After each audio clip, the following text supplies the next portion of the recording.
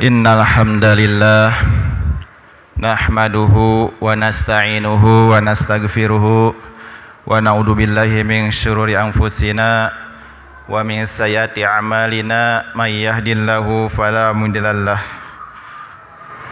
wa may yudlil fala hadiyalah. Asyhadu an la ilaha illallah wahdahu la syarikalah wa asyhadu anna Muhammadan abduhu wa rasuluh. Allahumma sholli ala Muhammad wa ala ali Muhammad.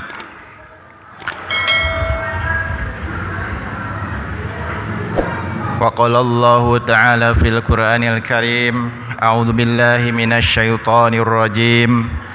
Bismillahirrahmanirrahim. Ya ayyuhalladzina amanu taqullaha haqqa tuqatih wa la tamutunna illa wa antum muslimun. Ya ayuhan nasu taqu rabbakumul ladzi khalaqakum min nafsin wahidah wa khalaqa minha zawjaha wa bassa minhuma rijalan katsiran wa nisaa wattaqullaha alladzi tasaaluna bihi wal arham innallaha kana 'alaikum raqiba. Ya ayyuhalladzina amanu taqullaha wa qulu qawlan sadida yuslih lakum a'malakum wa yaghfir lakum dunubakum wa may yuti'illaha wa rasulahu faqad faza fawzan 'azima. Amma ba'd.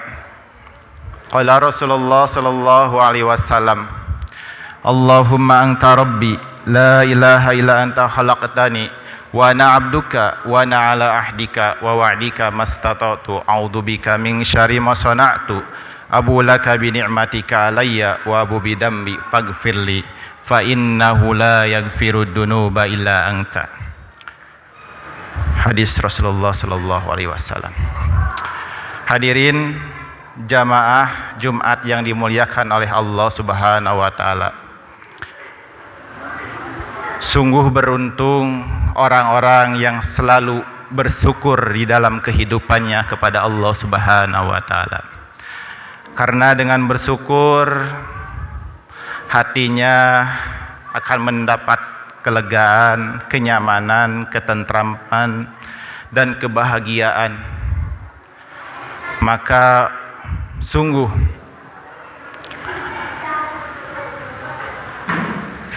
pujian hanyalah milik Allah Subhanahu wa taala.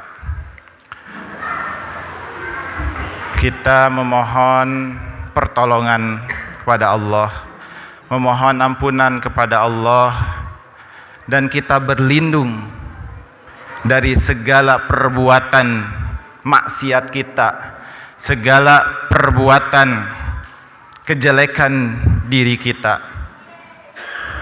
Barang siapa yang oleh Allah diberikan hidayah, diberikan petunjuk, maka tidak ada yang bisa menyesatkannya.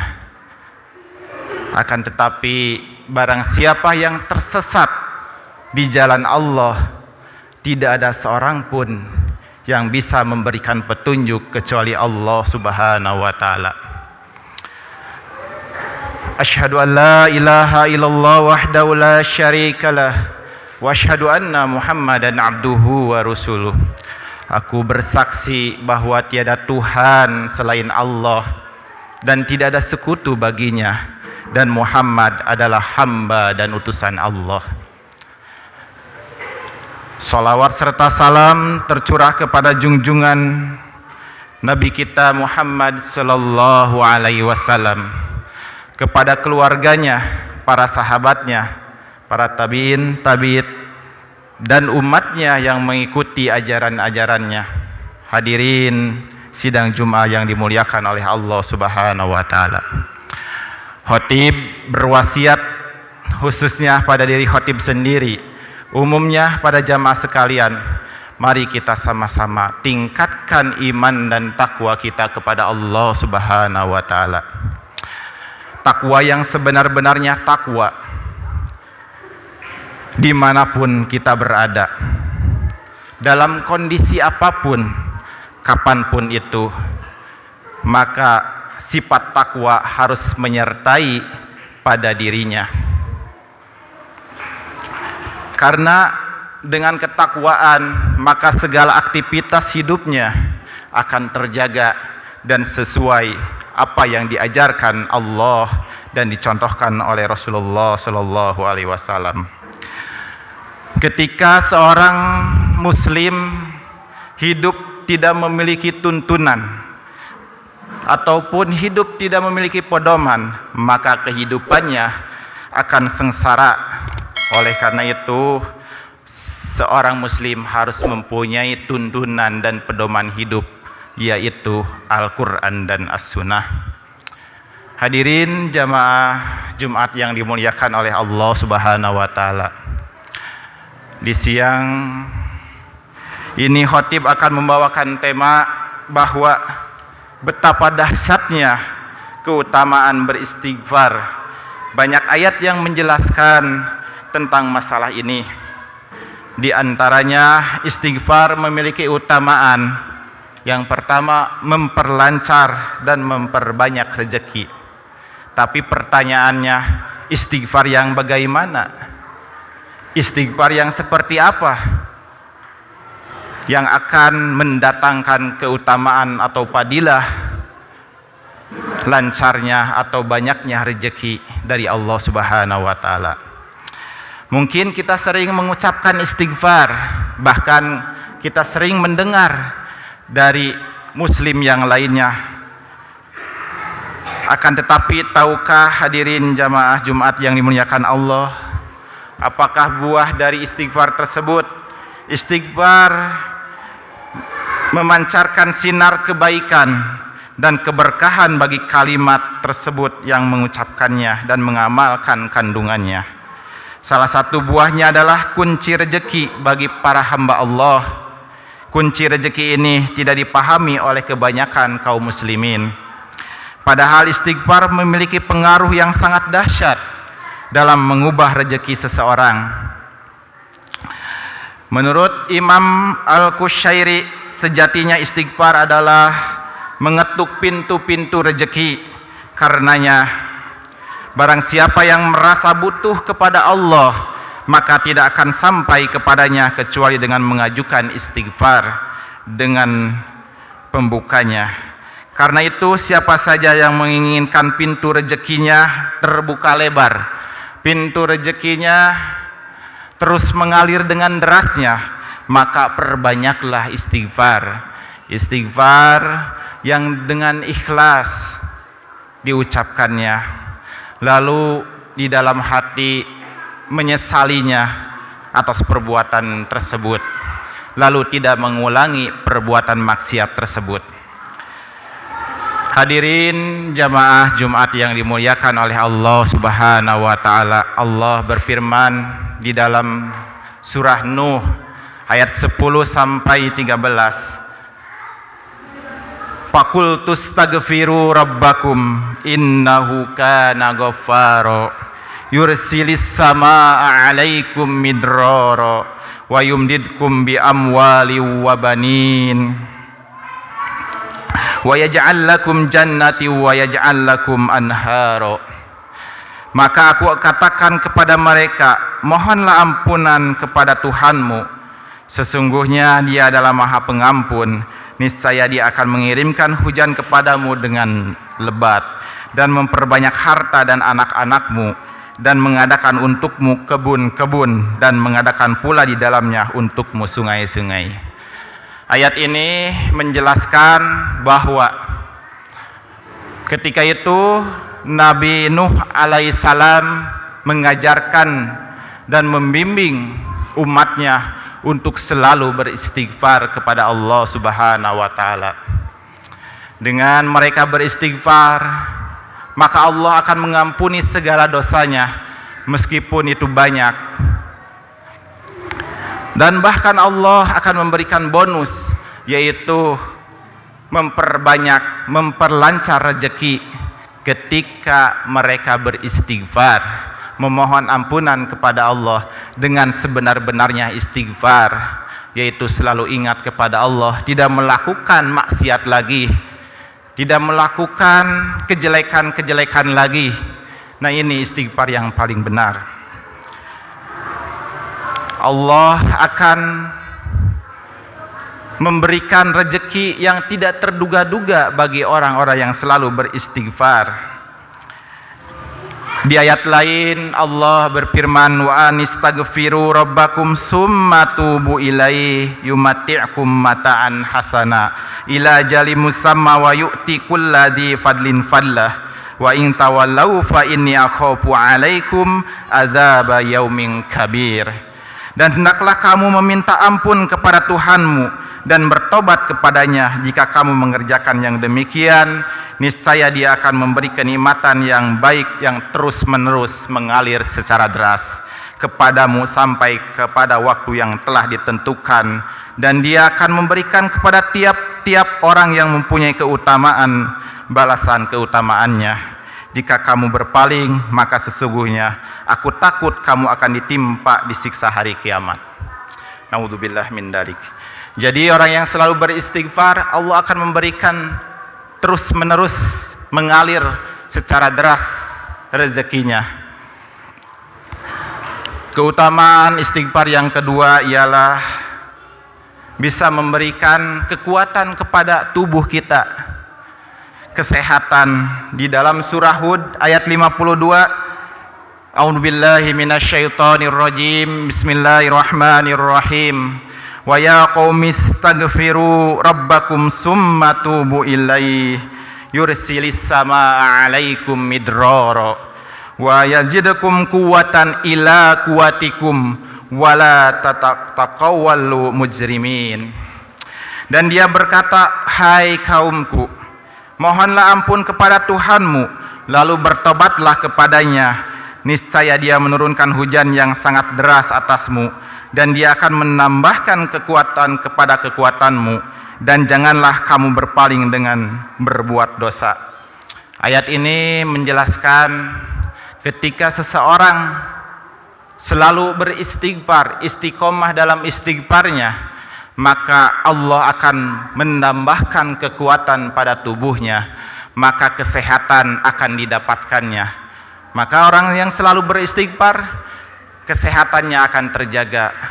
Amin ya Allah ya Rabbal Alamin. Keutamaan yang selanjutnya, ketika seseorang beristighfar, maka akan terhindar dari bencana, selamat dari musibah, dan terjaga dari fitnah. Allah berfirman di dalam surat Asy-Syura, wa ma asabakum min musibah fabima kasabat aydikum wa ya'fu an katsir. Semua musibah yang menimpa kalian itu disebabkan kemaksiatan yang kalian lakukan, dan Dia telah mengampuni banyak dosa. Sekarang banyak musibah yang telah datang, kita harus introspeksi diri. Kenapa terjadinya adanya hujan mengakibatkan banjir? Ini mungkin karena kesalahan-kesalahan manusia yang tidak bertanggung jawab, membuang sampah secara sembarangan. Meskipun sedikit, dia buang sampah ke sungai dan lain sebagainya. Lama-kelamaan di sungai tersebut jadi tidak mengalirnya air tersebut. Nah, ini adalah kejahatan, kemaksiatan yang diperbuat oleh manusia. Oleh karena itu, mari kita sama-sama untuk beristighfar, memohon ampunan kepada Allah untuk merubah diri kita. Jangan sampai kita membuang sampah sembarangan. Ini adalah salah satu kecil dan lain banyak sebagainya. Hadirin, ayat selanjutnya Allah berfirman, wa ma kana Allahu mu'adzabahum wa hum yastaghfirun. Allah tidak akan mengazab mereka selama mereka beristighfar. Jadi Allah tidak akan mengazab suatu negeri ketika negeri itu mayoritas penduduknya selalu memohon ampunan kepada Allah Subhanahu wa taala dan tidak melakukan maksiat-maksiat. Keutamaan selanjutnya, beristighfar itu akan menyebabkan kita masuk surga. Rasulullah sallallahu alaihi wasallam bersabda, qala Rasulullah sallallahu alaihi wasallam, Allahumma anta rabbi, ya Allah, Engkaulah Tuhanku, La ilaha illa anta, tiada Tuhan selain engkau. Khalaqtani, engkaulah yang menciptakanku. Wa ana abduka, dan aku adalah hambamu. Wa ana ala ahdika wa wa'dika mastata'tu, aku berusaha semampuku untuk selalu berada dalam pemeliharaan dan janjimu. Abu laka bi ni'matika alayya wa abu bidambi, aku berlindung kepadamu dari akibat buruk perbuatanku. Aku akui nikmatmu atas diriku, dan aku juga mengakui betapa besarnya kesalahanku. Faghfirli, maka ampunilah aku ya Allah. Fa innahu la yaghfiru dunuba illa anta, sesungguhnya tidak ada yang dapat mengampuni dosa-dosa kecuali engkau. Hadis riwayat Bukhari. Lalu Rasulullah SAW melanjutkan pembicaraannya. Siapa yang membaca Sayyidul Istighfar tadi, Allahumma anta rabbi la ilaha illa anta khalaqtani, di siang hari dengan penuh keyakinan, kemudian dia meninggal di hari itu, maka dia termasuk penghuni surga. Dan barang siapa yang mengucapkan Sayyidul Istighfar di malam tersebut dengan penuh keyakinan dan mengharapkan ridho Allah, maka dia pun akan termasuk surga. Hadirin jamaah Jumat yang dimuliakan oleh Allah Subhanahu wa taala. Keutamaan yang selanjutnya, ketika kita sering beristighfar, maka Allah akan memberikan pahala yang terus-menerus. Di dalam surah Al-Muzammil, yang artinya, maka bacalah apa yang mudah bagimu dari Al-Quran, dan dirikanlah salat, tunaikanlah zakat, dan berikanlah pinjaman kepada Allah pinjaman yang baik. Dan kebaikan apa saja yang kamu perbuat untuk dirimu, niscaya kamu memperoleh balasannya sebagai balasan yang paling baik dan yang paling besar pahalanya. Dan mohonlah ampunan kepada Allah, sesungguhnya Allah Maha Pengampun lagi Maha Penyayang. Selanjutnya Allah berfirman di dalam surat An-Nasr ayat ketiga, fasabbih bihamdi rabbika wastaghfir innahu kana tawwaba, maka bertasbihlah dengan memuji Tuhanmu dan mohonlah ampunan kepadanya, sesungguhnya dia adalah Maha Penerima Tobat. Hadirin kaum muslimin, mudah-mudahan kita bisa mengucapkan, bisa selalu konsisten, yaitu beristighfar kepada Allah Subhanahu wa taala, selalu istiqomah dan memahami, mengamalkan kandungannya, yaitu memohon ampunan kepada Allah, menyesalinya, dan tidak mengulangi perbuatan yang salah tersebut.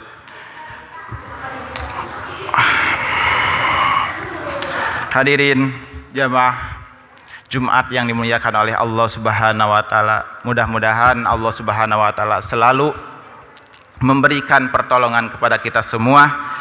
Kita tutup Jumat khotib yang pertama, barakallahu li wa lakum fil Qur'anil azim wa nafa'ani wa iyyakum bima fihi minal ayati wa dzikril hakim wa taqabbal minni wa minkum tilawatahu innahu huwas samiul alim.